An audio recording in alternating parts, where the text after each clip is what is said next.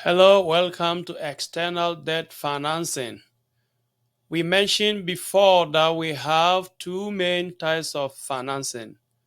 The first one is internal financing, and this is where we get our seed financing from the entrepreneur and family members as well as friends.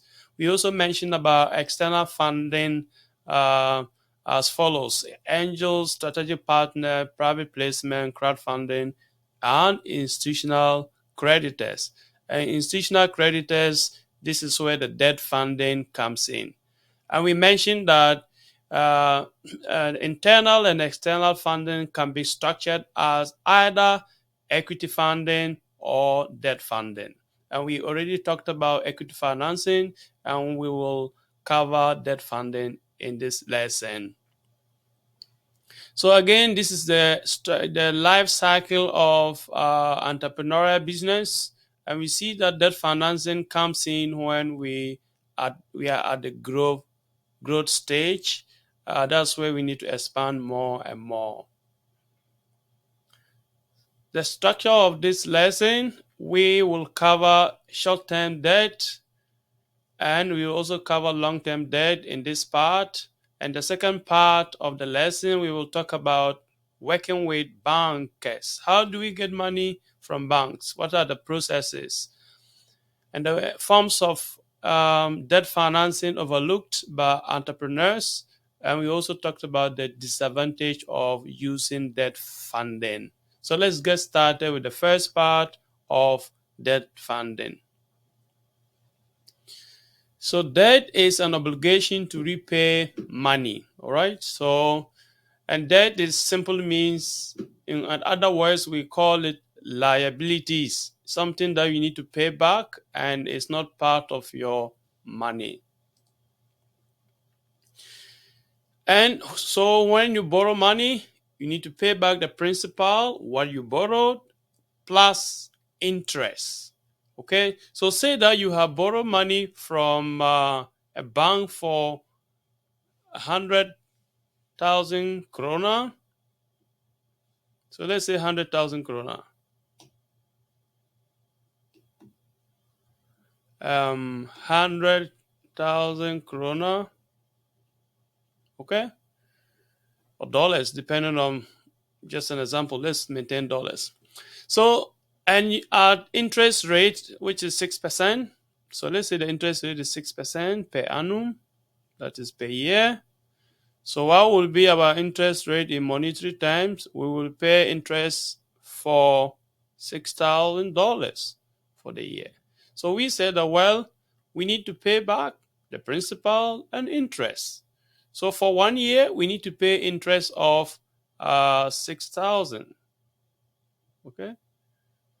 And then plus a portion of the principal that we need to pay. So, that's what we mean that um, debt reflects obligation to repayment of principal and interest.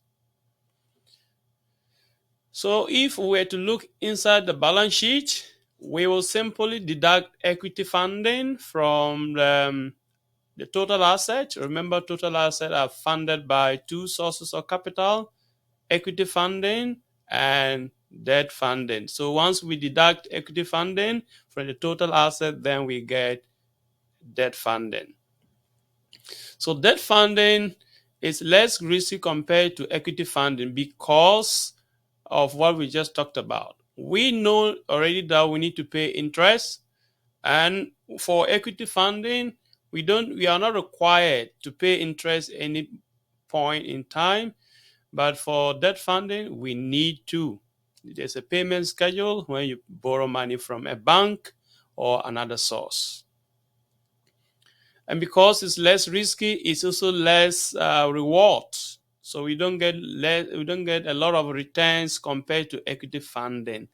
Equity funding, once we have more profitability, then the owners will get more money. So remember, in finance, the higher the risk, the higher the returns. So debt funding can be categorized into two. So we mentioned about short term and long term. So let's talk about them in a brief moment, and then we'll talk about them in a detailed moment. So short-term debt are any borrowing that we make and we need to pay back within 1 year. So if we need to pay back within 1 year, we use that type of money for financing of inventory. So if we need to buy inventory, we use such money to pay for inventory. And also sometimes to pay for salaries, payroll activities. If we need to pay salaries and we don't have sufficient money, we could borrow and pay. Long-term debt, we use that money to pay for fixed asset, long-term asset, and the time duration is always more than 1 year. If we need to pay it back within 1 year, it is not long-term, but it must be 1 year or more. So we use that money to fund long-term asset like a car. If we buy a car, we can use that kind of money to do that. So example here is like a car, okay? All right, let's talk about them in detail. So examples of short-term debt. Remember, we need to pay back in 1 year. The following. Number one, trade credit.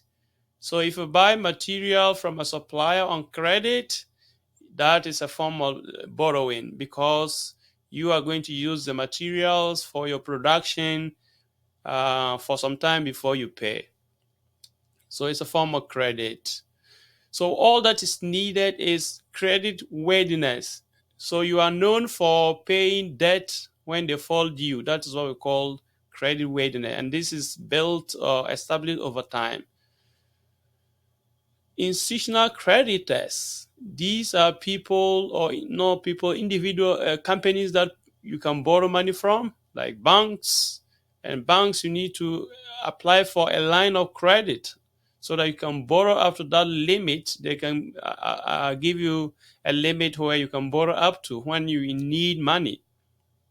And that the interest rate will often reflect the level of risk that you are taking. And this type of money can be guaranteed against our receivables. So we simply say that, well, if we are not able to pay, the bank can come and collect money from our customer who owe us. Asset-based lenders. So here you must show that you will use one of your assets to guarantee for the loan. Factors are people, companies that come in and buy your receivables, and then you give you the money and go to collect the receivables from the customers, the money from the customers.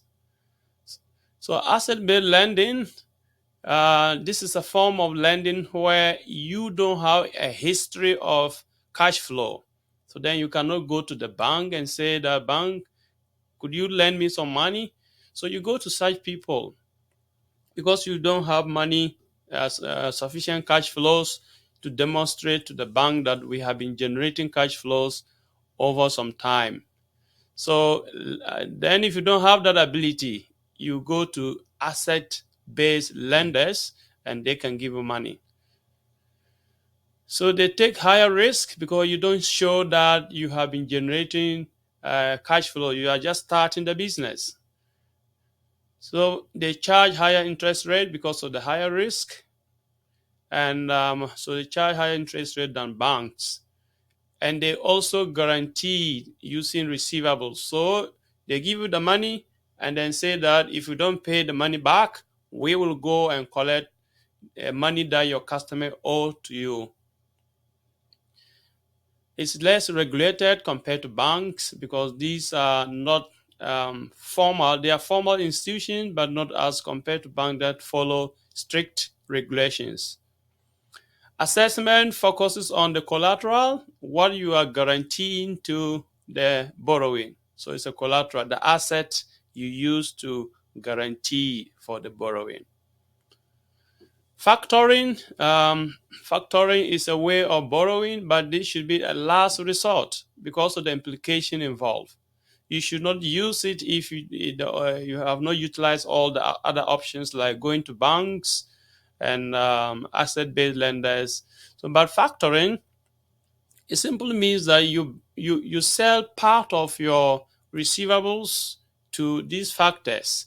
So they give you the money and go to collect the money from your customers. And that can have implication on the customer relationship because now someone else is coming to collect the money instead of the original supplier. So the customer may not be happy. So that's why we say that it's the last resort. We only use it if we don't have other options available. And that is costly because of the implications involved. You have to go around collecting, chasing customers to get the money. So it's costly for the factors. Let's talk about long-term debt financing or funding. All right, so long-term debt can be in the form of term loan. So a term loan is a long-term loan with a specific duration, like 5 years, 10 years to pay back. And here we need to get a collateral, it's a specific asset that is being funded. Like if we go for mortgage from a bank to buy a house, this will be a term loan. Balloon payment, the bank can terminate the agreement before the due date. We can also borrow from leasing companies. It's not direct borrowing, but in the form of borrowing. Say that you go for a car from a leasing company and you can use the car for a number of years, say 5 years, and then the car belongs to the leasing company, and then you just use that. You pay some money every month, and then that money you pay include interest payment. That's why we call it a debt. Those of you who have leased a car before for a number of months or years, you might have known what we are talking about here. So then you use this asset, and usually an asset with limited life. So if you cannot lease a house has long term life, so you cannot lease it, or a land. So it must be limited asset.